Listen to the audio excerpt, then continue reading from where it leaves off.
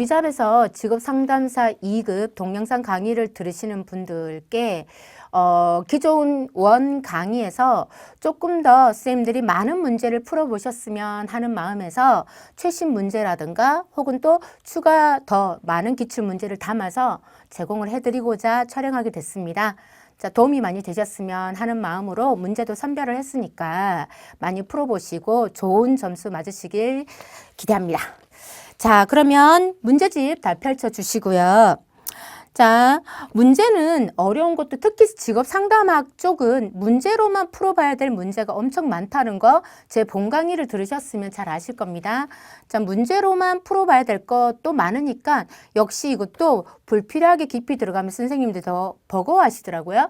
빨리빨리 푸는 건 빨리빨리 풀고 좀 설명이 필요하면 설명한 거 하고 다 강약을 조절하면서 선생님들께 설명을 해드릴 테니까 선생님 그냥 이렇게 답만 보고 공부해야 될 건 답만 보는구나, 이건 뭐 이해하고 가야 되는구나 하고 그렇게 이해하시면서 쭉 따라오시면 되겠습니다. 자, 1번 문제 풀어봅니다. 1번 풀기 전에 선생님들이 제 설명을 듣기 전에 먼저 풀어보시고 이 강의를 들어주세요. 안 그러면 공부가 안 되니까. 저는 풀어보셨다는 전제 하에 쭉 설명을 드릴게요. 1. 심리상담과 비교하여 진로상담 과정의 특징으로 옳지 않은 것은, 우리 시험 문제는 주로 옳은 것은 보다는 틀린 것은, 옳지 않은 것은 이런 문제가 훨씬 많죠. 자, 옳지 않은 것은 읽다 보면 일단은 이 내용이 교재는 없어요. 없지만 상담학은 없는 문제가 많이 나와요. 없다고 해서 다 틀린다는 건 아니고요. 이걸 어떻게 맞춰보도록 노력해야 되는데 그렇게 보는 눈을 길러드리도록 하겠습니다. 자, 심리상담이라면 마음을 치료하는 상담인 거죠. 진로상담은 결정을 하게, 의사결정, 진로에 대한 결정을 하게 도와주는 게 진로상담이고요. 자, 1번. 진로 검사 결과에만 의지하는 태도에서 벗어나 보다 유연한 관점에서 진로 선택에 임하려는 융통성이 요구된다. 이것만 읽었을 때 긴가민가해요. 그죠? 그럼 일단 세모하고 넘어갑니다. 다음 두 번째, 내담자가 놓인 경제 현실 및 진로 상황에 따라 개인의 진로 선택 및 의사결정이 상당히 변화될 수 있다. 이거는 직업 선택 시 너무 당연한 얘기인 것 같아요. 그죠? 이건 좀 맞는 말 같고. 다음 세 번째, 진로 상담은 인지적 통찰이나 결정 이외에 행동 차원에서의 실행 능력 배양 및 기술 함량을 더욱 중시한다. 이것도 실행 능력, 기술 함량이 중요한 건 알겠는데 더욱 중시. 여기서 또 헷갈려하고 꽂힐 수도 있습니다. 결론적으로 1, 2, 3번까지 읽어봤을 때는 딱히 뭐가 이게 확실히 답이야 이런 게 없어요. 자, 그럼 4번을 한번 볼게요. 실제 진로 상담에서는 내담자의 심리적인 특성과 진로 문제가 얽혀 있는 경우는 많지 않다. 자, 여기서 이제 제가 왜 틀렸는가를, 이게 정답이고요. 왜 틀렸는가를 알려드릴게요. 대부분 진로 문제 때문에 선생님 저는 뭘 선택해야 될지 모르겠습니다. 이렇게 오시는 분들의 이면에는 거의 대부분이 심리적 문제가 얽혀 있습니다. 그 뒤에 있다는 거예요. 예를 들어 어떤 아이가 전공을 뭘 선택해야 될지 모르겠어요 라고 한다면 그 고민 뒤에 갈등과 불안 뒤에는 부모님과의 어떤 의사소통이 되지 않는 문제, 아니면 억압적이고 지시적인 부모님의 태도, 이런 것들이 있다 보니 더 갈팡질팡 고민입니다. 이렇게 오는 경우도 많다는 거예요. 그 외에도 여러 가지 삶의 문제로 인해서 그게 결국 직업 선택이나 진로 결정으로 연결되는 경우가 대부분입니다. 자, 그럼 이 문제는 어떻게? 자, 비교한 내용이 원본에 보면 이렇게 많아요. 그 내용이. 그걸 그러면 책에다 이걸 넣어봤자 그거는 도움이 안 돼요. 이게 왜 틀렸는가 하고 이해하고 지나가시는 게 훨씬 유리하십니다. 그러니까 다시 정리하자면 진로 문제 뒤에는 심리 문제가 있다. 이렇게 이해하시고요. 4번이 틀렸구나 하고 공부하고 지나가시는 걸로 하시면 되겠습니다. 자, 그래서 1번은 4번이 답이고요. 다음에 2번. 직업 상담의 목적에 대한 설명으로 틀린 것은, 자, 이거는 너무 쉬울 수도 있겠죠. 자, 1번의 포인트는 이미 결정한 선택에 대해서 확신과 확인을 하는 과정이다. 이미 결정한 사람도 찾아올 수 있겠죠? 네, 그런 사람에게 확인시켜주는 과정 맞고요. 2번은 결정 못한 사람에게는 직업 목표를 명백하게 해준다. 직업 목표를 명확하게 해준다. 1, 2번은 결정한 자와 결정 못한 자 얘기예요. 제가 수업 중에도 많이 얘기했습니다. 다음 세 번째, 의사결정 능력을 길러주는 과정이다지 아니다 하고 말장난식으로 냈죠. 자, 이렇게 쉬운 건데 제가 왜 넣었느냐? 최근 들어 너무 많이 나왔었어요, 이 문제가. 그래서 한번 보셨으면 좋겠다라는 마음으로 넣었고요. 나머지 4번. 직업 선택에서 능동적 태도를 함양하는 과정이다. 예전에 한번 틀린 말로 수동적 태도를 함양하는 과정이다 하고 낸 적 있어요. 자, 당연히 선택과 관련해서 누가 시키는 대로 움직이는 사람이 아니라 내 인생에 대한 내 결정인데 알아서 움직이는 사람이 되게 도와주는 게 좋겠죠? 정답은 몇 번? 3번입니다. 2번에 3번. 자, 다음 3번. 요것도 문제로만 풀어보셔야 되는지, 이걸 다 이해하려고 하시면 너무 힘드세요, 선생님들. 지금 공부하실 게 너무 많잖아요. 자, 여기 문제의 포인트는 내담자의 목표가 현실적으로 가능한지를 묻는 핵심은 목표 실현 가능성에 대해서 이 내담자가 목표를 실현할 수 있는 가능성이 있는지 상담자가 질문을 할 건데 그 질문으로 적절하지 않은 것은 이런 얘기였습니다. 자, 그럼 이거 1, 2, 3, 4를 다 보기에 앞서 제가 포인트를 잡아드릴게요. 1번은 끝에 통제할 수 있나요? 목표를 실현하려면 자기가 처한 상황을 이 사람이 컨트롤할 수 있느냐? 이걸 묻고 있습니다. 통제할 수 있냐고 묻기 때문에 실현 가능성에 대한 얘기 맞고요. 2번에 방해하는 것은 무엇인가? 이렇게 끝나고 있죠. 자, 그러면 이게 실현을 막는 게 뭐냐? 이렇게 알아보는 거죠. 이것도 그래서 맞고요. 3번.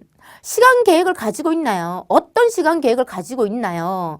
시간 계획은 실천하기 위한 구체적인 계획에 대한 얘기예요. 자, 이 1, 2, 3번은 전부 다 맞는 말이고요. 틀린 답은 4번. 의사결정은 어디서 누가 내리나요? 이거는 목표 실현에 대한 얘기와는 조금 동떨어졌습니다. 그래서 4번이 답이구나. 자, 1, 2, 3번의 포인트를 그렇게 잡아주시면서 보시고, 그리고 또 한 번 이와 관련한 문제가 나왔는데요. 3번 있죠. 3번 옆에다 적어두세요. 자, 이게 정답인 게 있었는데 문제가 뭐냐? 목표 몰입도를 평가하기 위한 것이 아닌 것은 목표에 대한 몰입도. 일단 정답은 4번인데요.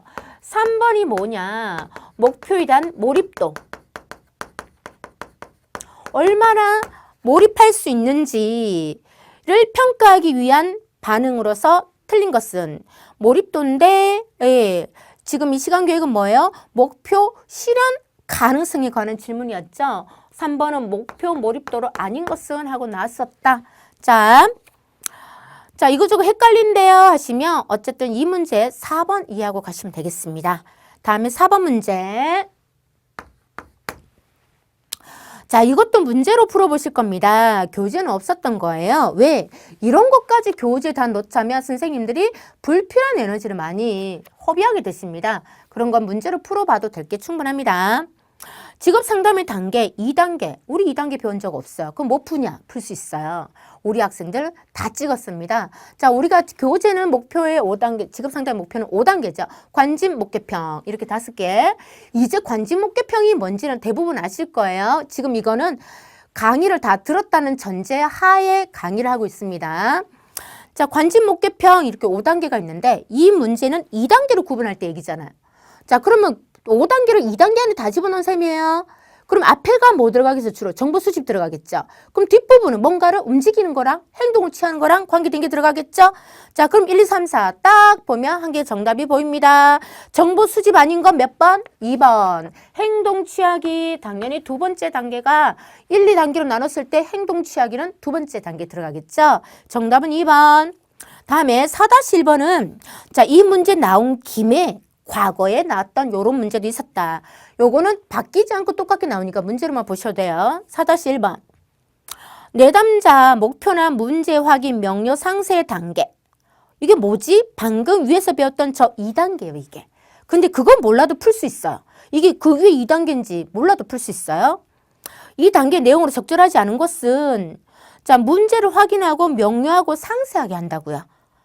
자, 그런데 1, 2, 3, 4 중에서 약간 이질적인 듯한 내용이 하나 있죠. 자, 보시면 1, 2, 4번은 다 정보 수집 얘기잖아요. 라포 형성은 당연히 첫 번째 단계고요. 정보 수집 이제 초반부죠. 근데 3번만 뭐예요?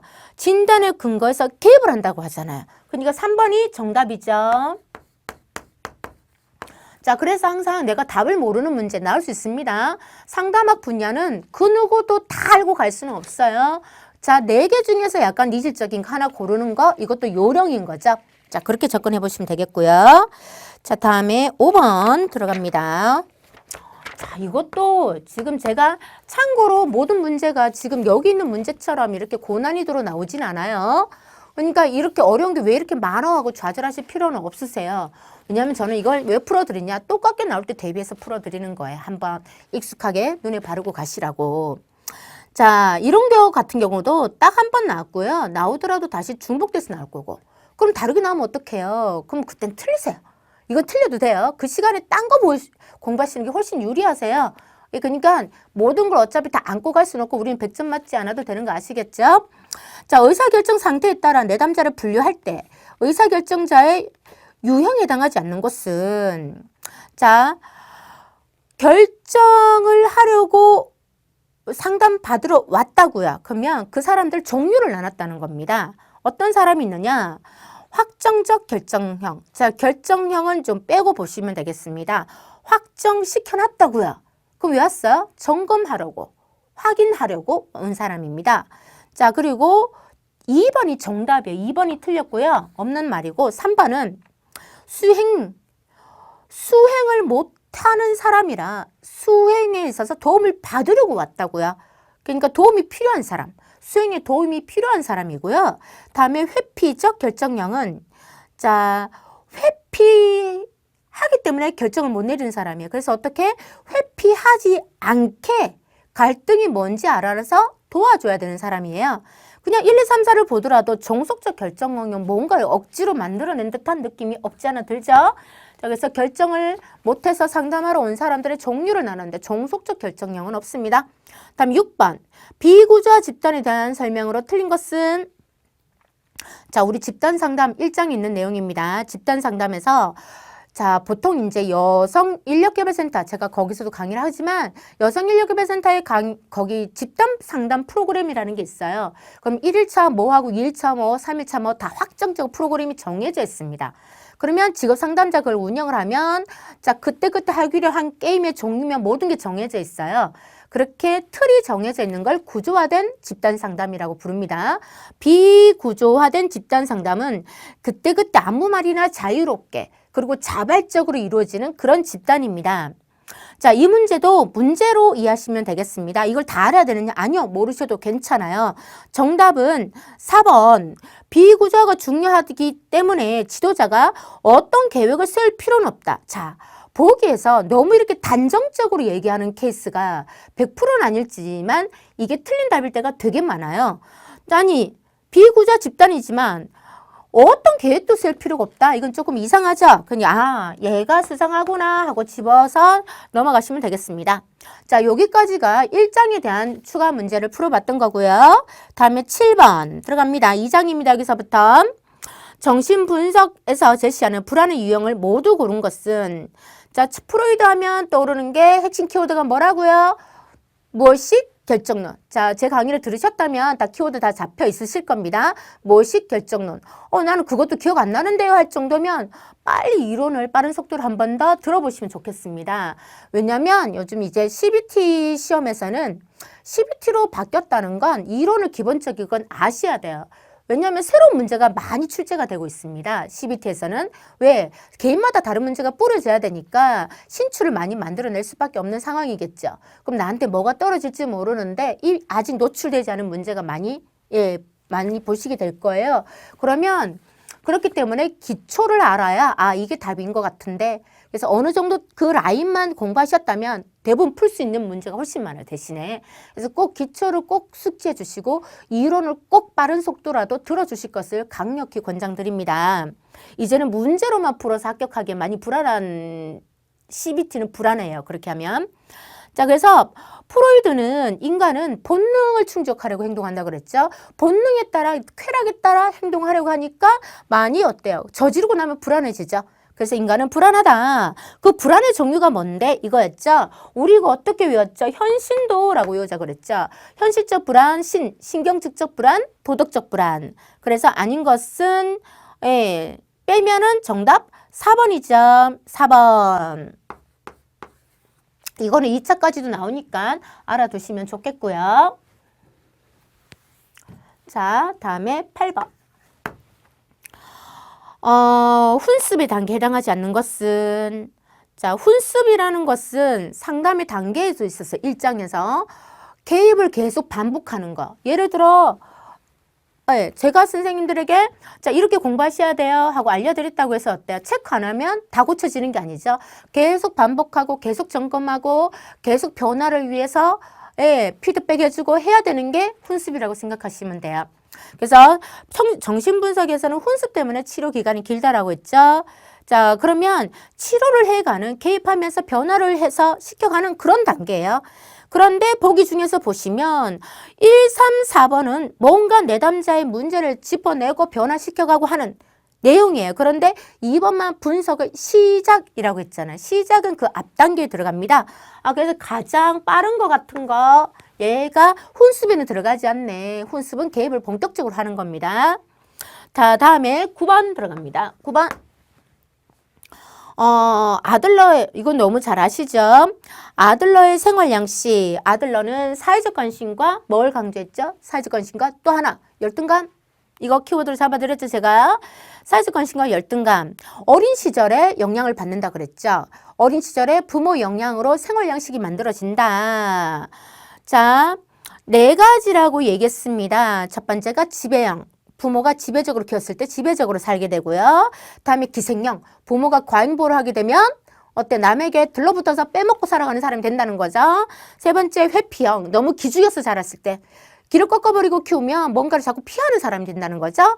마지막으로 사회형. 여기는 사회적 유형형 이렇게 돼 있죠. 틀린 답은 몇 번? 독립형은 없습니다. 자, 이것도 2차까지 나오니까 기본적으로 제목은 이해하셔야 되고요. 다음에 10번. 아들러 이론에 대한 설명으로 맞는 것을 골라라. 방금 제가 사회적 관심과 열등감 강조됐다 그랬죠? 자, 그러니까 사회적 관심과 관계되는 게 기억이네요. 범인류적 유대감을 중시한다. 다음에 니은 인간을 전체적 존재로 본다. 자, 전체주의, 총체주의를 강조했죠. 누구의 프로이드의 뭐를 비판했죠? 환원주의를 비판하면서 프로이드를 자꾸 분리되어 있다. 원초자, 초자 이런 식으로 분리되어 있다라고 했다면 이 사람은 무슨 소리야? 인간이 그렇게 간단한 게 아니야? 전체적으로 봐야지 독특한 그 존재로 이해하려고 노력해야 돼 라고 했습니다. 자, 니은도 맞는 말이고 그리고 사회 및 교육 문제에 관심을 갖는다. 그래서 이 사람이 너무 교육적이야 라는 비판도 받았습니다. 자, 정답 4번입니다. 다음에 11번. 정신역동 상담 이론에 관한 설명으로 옳은 것은, 자, 이 문제도 똑같게 나오지 절대 다르게 안 나올 겁니다. 물론 1, 2, 3, 4로 왔다 갔다 혹시나 할 수는 있겠지만, 자, 보기는 똑같게 나올 가능성이 매우 큽니다. 옳은 것은, 자, 정신분석에서 1, 정신분석에서 해석은, 자, 프로이드 정신분석 어린 시절, 과거, 무엇식 이런 것들을 분석하는 거였죠. 그런데 그 해석이 목표지향적, 목적지향적으로 이루어진다. 자, 해석은 과거에 포인트를 둔 거죠. 근데 목표지향적이다, 목적지향적이다 하면 아들러가 강조한 거예요. 미래에 초점을 둔 얘기입니다. 완전 다른 얘기죠. 틀렸고 2번 개인심리학에서는 내담자의 심리내적인 갈등이 가장 중시된다. 심리내적 갈등 제목에 정신이 들어간 프로이드의 정신분석 얘기입니다. 3번 정신분석에서 내담자가 상담자에게 느끼는 모든 감정은 전의의 표현이다. 모든 요것 때문에 함정인 거죠. 자, 전의는 내담자가 상담자에게 이유 없이 화를 내거나 의존할 수도 있고 눈치를 볼 수도 있어요. 그런 걸 전의라고 하고 전의를 분석해야 된다고 합니다. 근데 실제로 내담자, 상담자 이 자체에 대해서 화가 날 수도 있는 거죠. 그러니까 모든 감정은 전의다. 이건 아닙니다. 4번이 정답입니다. 개인심리학에서는 광범위한 격려의 사용을 강조한다. 아까 제가 개인심리학 아들러 이론에서 사회적 관심과 열등감 강조한다 그랬죠? 그럼 열등감을 극복하기 위한 기법으로 쓰이는 게 뭐예요? 격려하기를 엄청 많이 씁니다. 이렇게 키워드랑 연결하면 답이 나오죠. 그래서 제가 이론을 숙지하시는 게 필요하다라고 계속 말씀드리는 겁니다. 다음에 12번. 개인주의 상담에서 허구적 최종 목적론에 관한 설명으로 틀린 것은 뭐 허구적 최종 목적론 말을 어렵겠지만 우리 배웠던 목적론적이다. 지금 여기서 나의 생각이나 행동, 감정은 바꿀 수 있다는 거예요. 근데 그게 뭐를 위해? 미래를 위해. 지금 여기서 자유롭게 선택할 수 있다. 이게 아들러 이론이에요. 그러면 지금 여기서 어떤 사람인가 이해하려면 뭐예요? 아들러는 과거를 이해해야 된다는 거죠. 그래서 과거와 현재가 둘 다 들어가지만 또 지금 여기 현재 행동은 미래를 향해, 미래의 목적을 향해 한다. 이렇게 얘기하고 있는 게 아들러입니다. 자, 그래서 이거 하나만 보시더라도 정답은 4번 바로 나옵니다. 인간 행동은 미래에 대한 기대에 의해 좌우되기보다는 과거 경험에 의해서 좌우된다. 목적 자체가 미래를 위한 목적을 위해 행동한다. 이런 얘기예요. 근데 거꾸로 얘기했죠. 그렇다고 해서 자, 반대로 썼기 때문에 틀린 말인데요. 과거를 완전 무시하는 건 아닙니다. 아들러 이론은. 자, 아들러는 프로이드의 이론에서 나왔던 이론이었잖아요. 네, 과거가 영향을 미쳤다. 지금 바꿀 수 있다. 그건 미래를 위해. 이렇게 이해하시면 빠르겠습니다. 나머지는 꼭 보시지 않아도 괜찮고요. 다음에 13번. 자, 안녕하십니까. 이제 직업상담사 문제풀이 그 최신 문제랑 좀 추가 문제 몇 개를 더 했어요. 그래서 이제 앞에서 이현 쌤한테 설명 들으셨겠지만, 그래서 저도 이어서 이제 제가 맡은 과목 직업심리학 부분에 직무분석 경력개발 스트레스 위주로 해드리겠습니다. 지금 제가 뽑아드린 문제가 뭐 중요 문제라고 해서 뽑아드린 게 아니에요. 오해하시면 안 되고 신규 문제 위주로 문제를 조금 더 추가를 했습니다. 앞에 이현 선생님 말씀하신 것처럼 아무래도 CBT라 문제가 이제 그 같은 문제를 보시는 게 아니잖아요. 옆에 있는 사람하고 나하고 다른 문제를 봐서 컴퓨터가 문제를 뽑는 거기 때문에 아무래도 문제풀이 조금 더 넓어졌을 거예요. 그래서 좀 다양한 문제를 조금 더 봐야 되지 않느냐라는 생각에 이현 쌤이랑 저랑 이제 신규 문제 위주로 그렇게 해서 문제풀이를 추가로 조금 더 해드리도록 하자고 해서 지금 강의를 진행하고 있습니다. 그래서 혹시 지금 해드리는 문제가 막 정말 중요한 문제가 아니고 정작 중요한 문제는 누리잡 앞에서 강의 들으신 거 있잖아요. 그게 훨씬 더 중요한 문제예요. 제 과목은 이현 선생님 과목은 어떨지 모르겠지만 여기 있는 것은 이제 신규 문제 위주로 제가 해드렸고 전혀 중요 문제는 아니라는 거. 그래서 오해를 하시면 안 됩니다. 아무래도 누리잡 본 강의에 있는 문제가 더 엄선한 문제입니다. 그걸 먼저 말씀드리고 그렇다고 또 지금 제가 해드리는 게 전혀 중요하지 않은 쓸데없는 문제라는 얘기는 아니에요. 아무래도 그 CBT이기 때문에 문제 폭을 조금 더 넓혀야 될 것 같아서 그래서 좀 마련한 거니까 참고하시면 됩니다. 앞에 거를 이제 듣고 오셨다는 가정에서 제가 강의를 하는 거예요. 앞에 누리잡 강의를 전체 다 듣고 오셨다는 그 가정 하에서 그래서 정리하는 식으로 조금 이 신규 문제를 풀면서 조금 더 추가해서 설명을 좀 해드리면서 앞에 거 약간 복습도 하는 그런 컨셉으로 강의를 진행하도록 하겠습니다. 우리 문제 볼까요? 1번. 앞에서 말씀드린 거 우리 원래 스타일대로 답지는 따로 안 드리고 칠판에 답을 써드리니까 그거 좀 참고하시고요. 자, 1번. 뭐 문제는 처음이지만 아는 문제죠. 그죠? 아는 문제. 문제의 형태가 조금 바뀌었을 뿐이죠.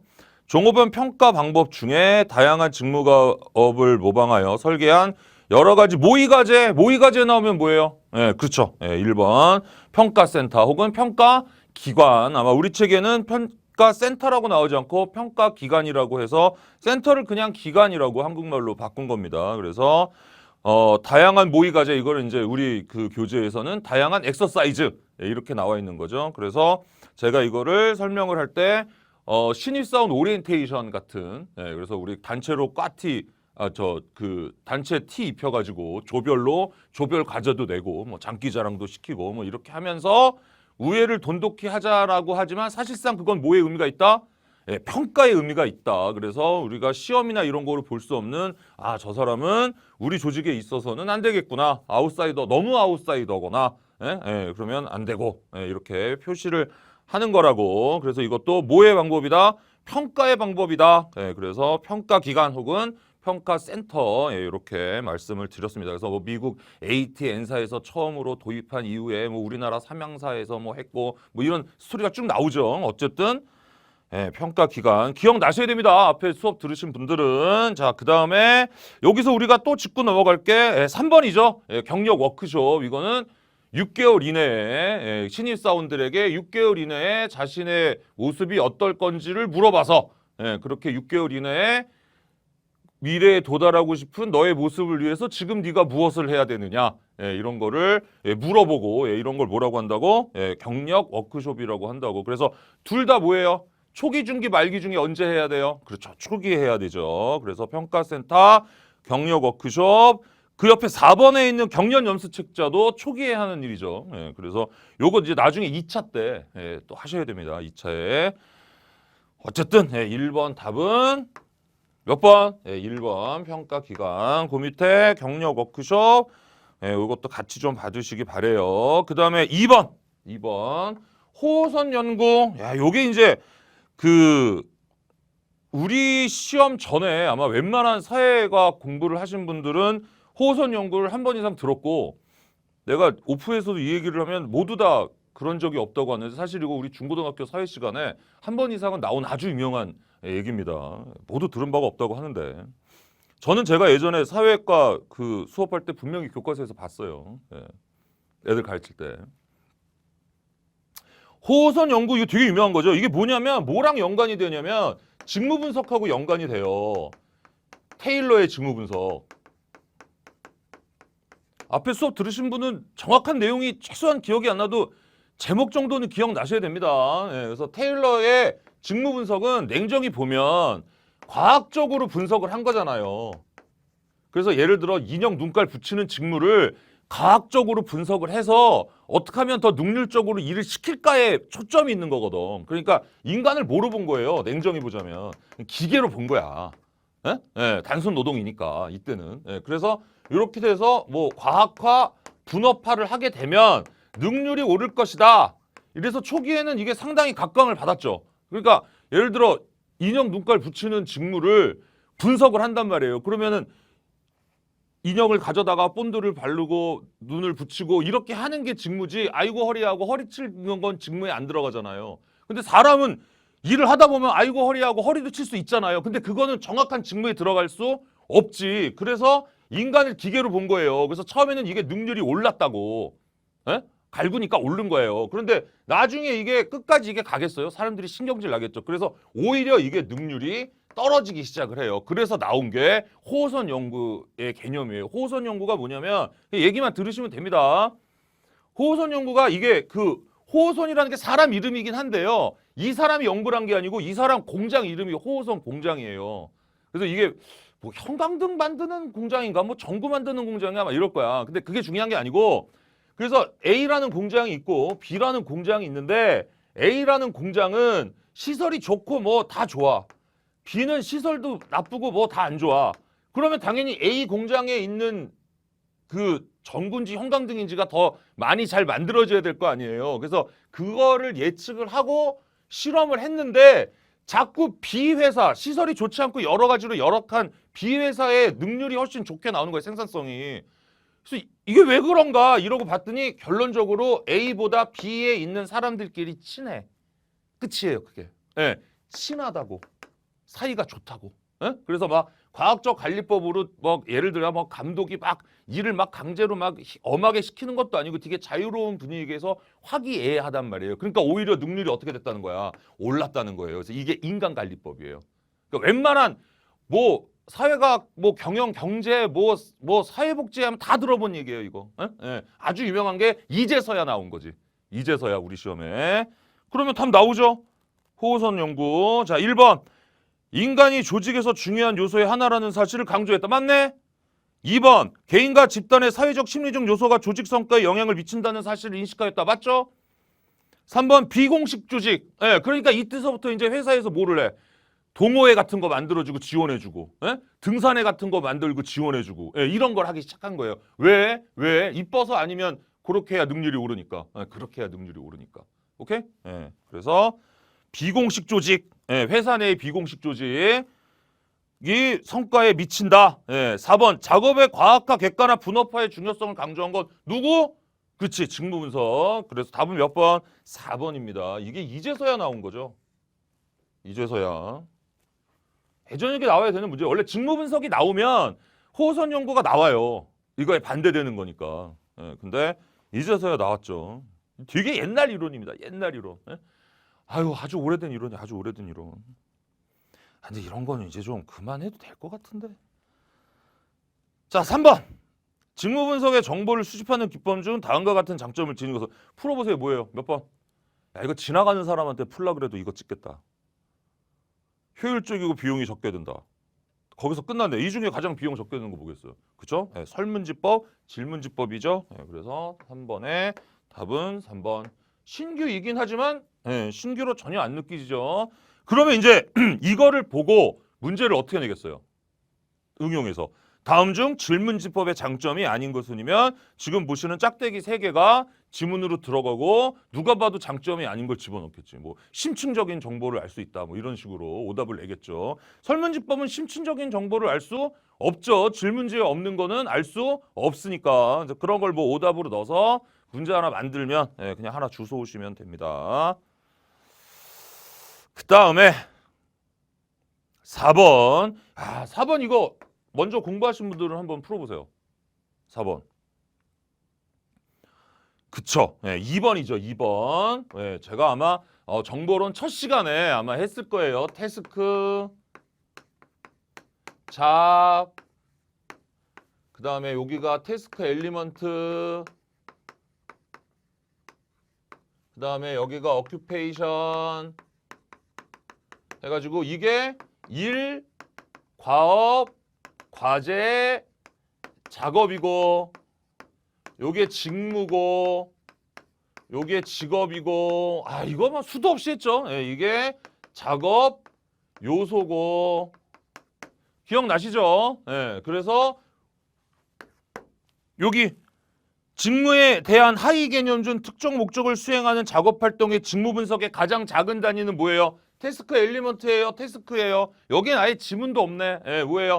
태스크. 태스크를 뭐라고 한다고 한국말로? 일이라고도 하고 어떤 교수님은 과업이라고도 하고 어떤 교수님은 과제라고도 하고 어떤 교수님은 작업이라고 하는데 여기서 뭐라 그랬어요? 과제라고 했네요.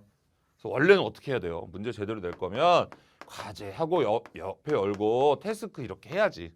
원래는 영어를 써야 되는데 시험지에 영어가 안 써 있었어요. 그래서 영어를 안 써야 되는 1번은 괜히 영어를 잔뜩 써놓고 문제에서 꼭 영어를 써야 돼. 왜냐하면 교수님들마다 태스크에 대한 한국말이 다르니까 이런 거는 원래 웬만한 시험에서는 다 영어가 들어가는데 여기는 또 영어가 안 들어갔어요. 어쨌든 답은 과제. 이 태스크를 과제라고도 하고 그죠? 한국직업사전에서는 이걸 뭐라고 했더라? 한국직업사전에서는 태스크를 그쵸? 작업이라고 했죠. 작업. 같은 태스크를. 그래서 직무 분석은 어디까지 하는 게 원칙? 태스크까지 하는 게 원칙이에요. 여기까지 하면 너무 디테일하죠. 그래서 격리원이 커피를 타고 사무실을 정리한다. 이렇게 얘기를 해야지 커피 타는 과정을 다 작업 요소로 설명하면 오히려 격리원이 무슨 일을 하는지 안다 모른다? 모르죠. 커피 타고 사무실 정리한다. 이렇게 얘기를 해.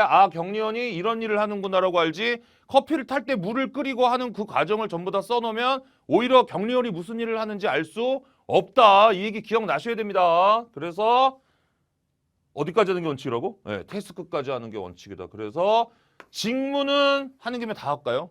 정보론에 나온 것까지. 직무는 뭐가 모인 게 직무예요? 태스크가 모인 게 직무죠?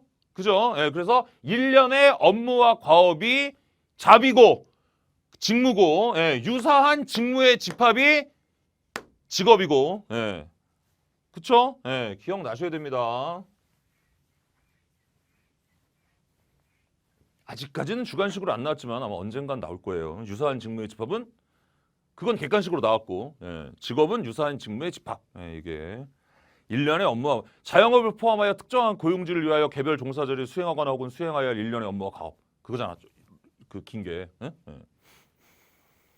어쨌든 몰라. 답은 4번. 그리고 1번, 3번은 내가 언급 자체를 안 했어요. 그죠? 1번하고 직구는 우리 하는 게 아니에요. 우리 범위가 아니에요. 직구는 이제 행정학 하시는 분들은 해야지. 근데 우리는 거기까지 가는 거 아니에요. 우리는 해봤자 태스크나 직위 정도. 요 정도만 하시면 됩니다. 자, 그 다음에 5번. 5번 진짜 주는 문제다. 아주 그냥 틀리지 말라고 그냥 이 단어로 그냥 도배를 해줬네. 그죠? 다음 몇 번? 4번. 4번. 이건 진짜 그냥 문제 하나 준 거예요. 또 처음 보느라고 쫄지 마시고. 가업의 필수적인 정도, 가업 학습의 난이도, 가업의 중요도, 가업 질문지네. 가업 질문지. 그 다음에 이제 6번. 6번. 이거 뭐 그냥 그러니 하고 읽고 나도 이 문제 보고 알았어요. 직위분석 질문지를 미국 퍼듀 대학교의 맥코믹이 개발했다는 걸 나도 이 문제 보고 알았네. 그래서 궁금해서 퍼듀 대학교를 쳐보기도 했어요. 제가 이런 대학교 처음 들어봤어서 있더라고. 우리 이게 어쨌든 직위분석 질문지인데 우리가 복습 삼아 직위분석 질문지에서 정말 중요한 거. 야, 내가 이거 진짜 틀리지 말라고 막 강의할 때 막 사정을 했죠. PAQ 이거 표준화예요, 비표준화예요? PAQ 표준화예요, 비표준화예요? 예, 표준화죠. 이거 과제 중심이에요, 작업자 중심이에요? 네, 작업자 중심이죠.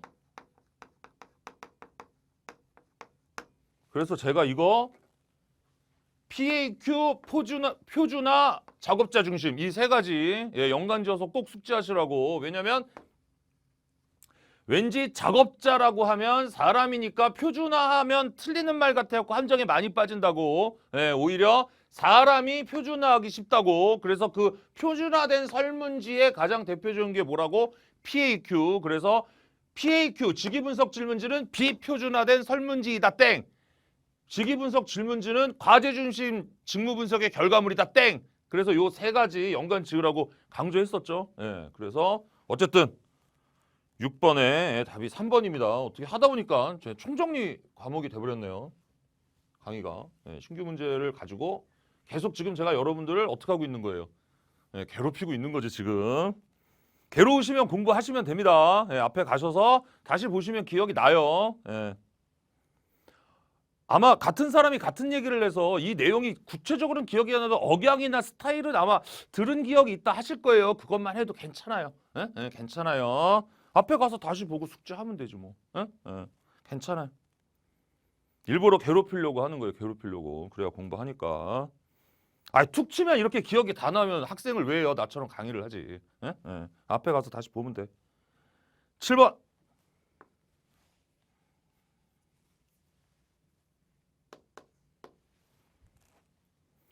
직무 분석에 관한 설명으로 옳은 것은 옳은 거예요. 옳은 거. 1번 직무 관련 정보를 수집하는 절차이다. 너무 옳잖아. 너무 옳잖아. 1번부터 맥빠지게. 2번이 중요하죠. 2번이. 답은 1번인데 2번이 뭘까요? 직무의 내용과 성질을 고하여 직무 간의 상대적 가치를 결정하는 절차를 뭐라고 합니까?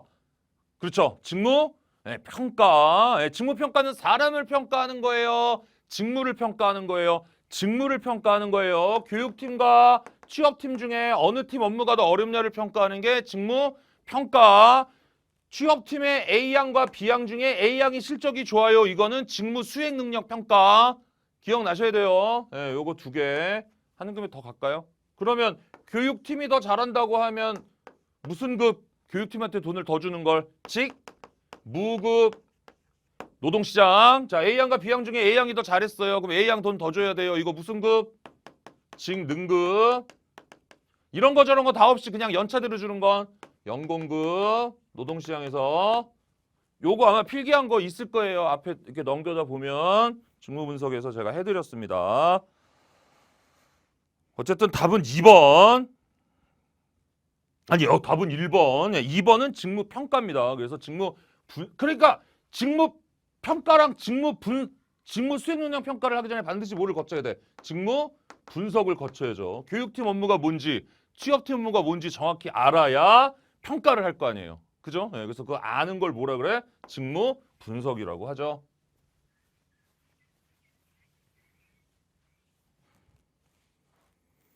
그 다음에 이제 8번, 9번. 이거 정말 객관식의 묘미죠. 좋게 얘기해서. 좋게 얘기해서 객관식의 묘미고, 나쁘게 얘기하면 엄청 짜증나는 거고.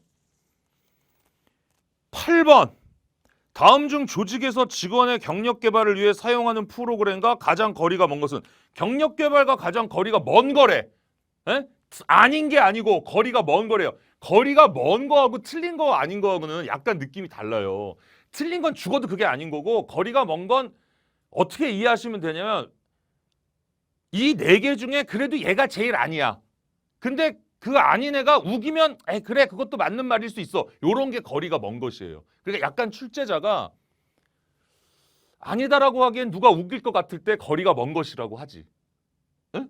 예, 아닌 거라고 이게 왜 아니야 이러면 이제 먼 거잖아요 이렇게 얘기하려고. 그래서 먼 거가 좀 아리까리해요. 그러니까 내가 이 얘기를 왜 하냐면 일단 8번은 아무도 의의 없이 3번이라고 했어요. 이 당시에 우리 학생들도 문제 이거 나왔을 때 그냥 뭐 3번 아니냐. 직무평가는 아까 얘기한 것처럼 경력개발이랑은 상관이 없잖아요. 직무의 난이도를 평가하는 거니까. 그래서 그냥 쿨하게 3번 이랬단 말이야. 3번이 맞아요. 예, 경력개발이랑 너무 관계가 없으니까. 근데 문제는 9번 봐보세요. 9번. 경력개발 프로그램 중 종업원 개발과 가장 거리가 먼 것이야. 9번이. 그러면 훈련 프로그램 맞죠? 경력개발. 너무 경력개발이잖아. 훈련 프로그램이니까. 지금 9번 하는 거예요. 후견인 프로그램. 이것도 맞죠? 예? 이게 신입사원 들어오면 고참 한 명 붙여줘서 심신의 안정과 업무 같은 거 알려주고 이렇게 하는 거. 경력개발 맞네. 평가는 아니니까. 자, 4번 직무순환. 이것도 경력개발 맞죠? 예? 예, 한 경력 중기쯤에 어느 정도 자기 업무가 알면 이제 다른 업무로 직무순환을 하면서 그 업무도 가르쳐주는 거니까 맞잖아요. 그래서 답은 그냥 2번이었어. 이것도 2021년에 나왔는데 2021년에 이때 우리 학생들이 그냥 이것도 쿨하게 2번 이러고 가서 아무도 문제를 삼지 않았어. 이거 두 개 다. 그런데 나중에 이제 이거를 모아서 비슷한 문제끼리 모아서 이제 강의를 하다 보니까 선생님 8번에 경력개발에 먼 거면 답이 3번인 건 알겠는데 그러면 1번은 경력개발 프로그램이라는 거 아니냐. 사내 공모제가. 그러면 선생님 9번에도 사내 공모제가 답이 안 돼야 되는 거 아니냐 이렇게 질문이 되는 거죠. 두 개를 붙여놓고 보니까. 이해하셨어요? 무슨 얘기인지? 내가 뭐 때문에 얘기하는지? 9번은 종업원 개발 프로그램과 거리가 먼 거라며.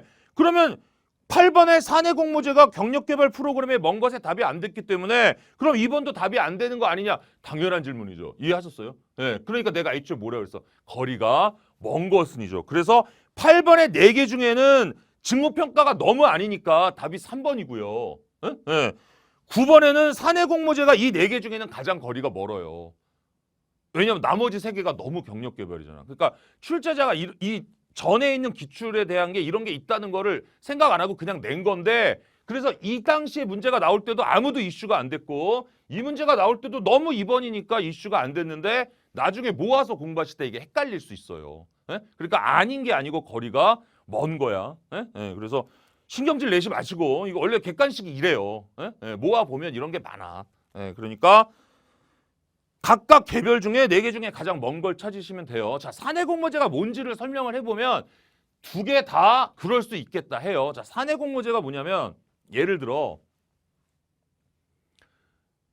내가 이제 여성센터에서 강의를 하잖아요. 그럼 여기에 이제 직업상담사들이 많이 있을 거 아니에요. 근데 이제 직업상담사 실무 강의를 이제 열기로 했어. 센터에서. 예? 예, 그러면 이제 실무 강사를 모집해야 될 거 아니에요. 그래서 외부에서 모집을 할 수도 있고 어차피 우리 직원들이 직업상담사 실무자들이잖아. 그래서 야 여기 있는 직원들한테 야 혹시 야간에 우리 이거 강의하는데 여기서 이거 강의해볼 사람? 이게 사내 공모제예요. 그러면 저요 이럴 거 아니에요. 그래서 공모한 거잖아요. 이해하셨어요? 그러니까 이거는 인사제도야. 인사제도. 그러니까 너무 깊어지나 내용이? 8번 문제를 낸 사람은 9번 문제를 낸 사람은 사내 공모제가 인사제도이기 때문에 경력개발과는 관련이 없다는 취지로 낸 거고 9번 아저씨는 8번은 인사제도이긴 하지만 이것도 하나의 경력개발일 수 있잖아요. 강의라는 걸 해볼 수 있으니까. 그래서 이거는 경력개발에도 들어간다라고 생각을 한 게 8번 아저씨예요. 오케이? 예, 예. 그래서 이해하셨죠? 예, 그래서 모르겠다 무슨 얘기인지 모르겠다 하시면 그냥 8번은 8번대로 푸시고 9번은 9번대로 푸시면 돼요. 그중에 가장 먼 거를. 이것도 아주 공부 열심히 하시는 우리 학생이 8번 9번을 뽑아낸 거지. 예, 뽑아낸 거지. 하다 보니 이상하잖아. 아주 꼼꼼히 공부하다가. 그래서 혹시 공부하시다가 여러분들도 이게 이상하다고 할까봐 제가 요번에 갖고 왔어요. 예. 이해하시죠? 예. 자, 그 다음에 10번. 야, 10번은 진짜 인간적으로 이건 직무 분석에서 나오면 안 되고 어디서 나와야 돼요? 이영 선생님 과목에서 나와야지. 그죠? 예. 방어 기제가 왜 여기에 나와? 갑자기. 예. 뭐예요, 이거? 공부하셨으니까. 예. 4번이죠? 예. 10번에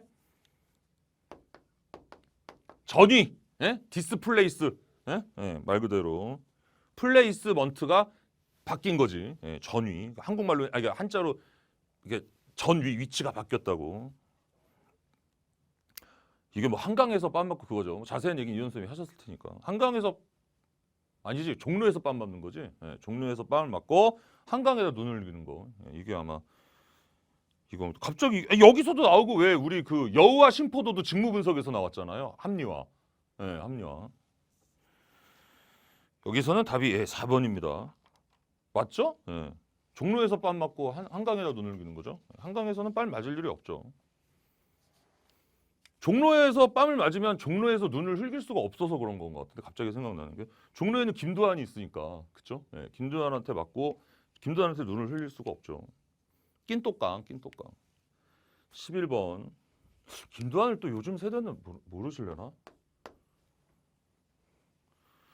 11번은 자 11번 쫄지 마시고 한번 답 찍어보세요. 11번 처음 보는 거지. 근데 우리 반 많이 맞췄어요. 이거 안 쫄은 사람만 그냥 국어적으로도 풀 수 있어.